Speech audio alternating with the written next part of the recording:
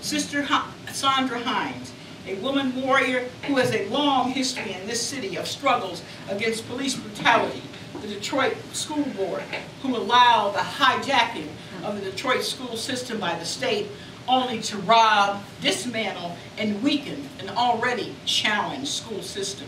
She is a vocal and unapologetic voice against racism and war and the sad state of the public school system in Detroit and across the country.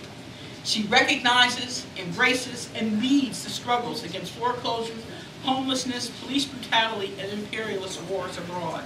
I am sure she will tell you that capitalism hasn't been working for her for a very long time. Herself, the victim of home foreclosure, job losses, and unemployment. Her voice, like so many others that challenge the assault on public education, our children, on the activities of the police, foreclosures, evictions, and utility shutoffs, will ring out until our job is done. And the needs of the people before the needs of the bankers and the bosses is the last word of the day. This woman warrior is a fellow traveler whose voice will ring out until victory is won. Sister Kim Green, another woman warrior, another fellow traveler, has joined in the anti-war moratorium and police brutality struggles, contributing her time and energies to make things happen. Despite her own struggle to achieve and sustain her life, she has found time to demonstrate, participate, and organize on the ground the struggles which we must deal with day in and day out. She has worked the phones, prepared the signs, attended meetings, and provided the support, aid, and hard work that is necessary in the anti-war and moratorium struggles. Yet another sister in struggle whose support and participation is welcome and very much needed. And let us not forget the women warriors who are with us, but who have gone on. In the Detroit branch, Detroit Workers' World Party branch, can we forget Sister Miss Ethel Bailey, or Miss Gertrude Cook, or Miss Nellie Cullard? All these black women were involved in the party in the 80s and 90s, even as they approached 70 and 80 years on this earth.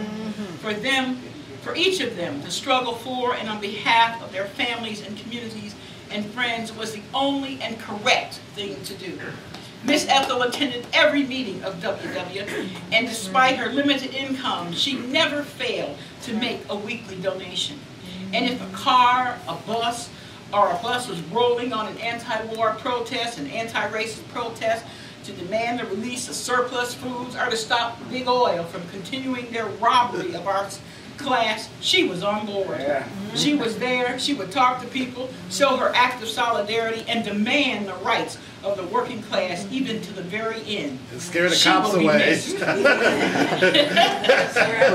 Miss Gertrude, an unabashed defender of the party and of the rights of the poor and oppressed. She rode the city buses of Detroit, passing out Workers' World newspapers, and when she thought she should, she demanded they pay 25 cents for the paper. She always told people, you be sure to read that now, because she knew and understood that this was indeed the paper of the people, which provided the truth on the issues and struggles of the day for any and all who would read it. She too attended all the meetings, was on the buses, alongside the rest of us on the road to victory for the workers and oppressed. There are so many more, sisters. You're in this room tonight, you'll be in this room next week, and maybe next year. You're here because you understand we have a job to do. We are in struggle every day of our lives. And though it may not seem like it tomorrow, don't worry, it'll be back there on Wednesday. The truth is, there are far too many women warriors, many more which will be talked about here tonight, for me to speak any further. But let it be known, the women of Workers' World are always on the road to make a difference, to challenge the ruling class, to confront the racists, or to challenge the bosses and the bankers. The women warriors of today and those of yesterday and those of tomorrow are in for the long haul. They are here to build a workers' world. Thank you.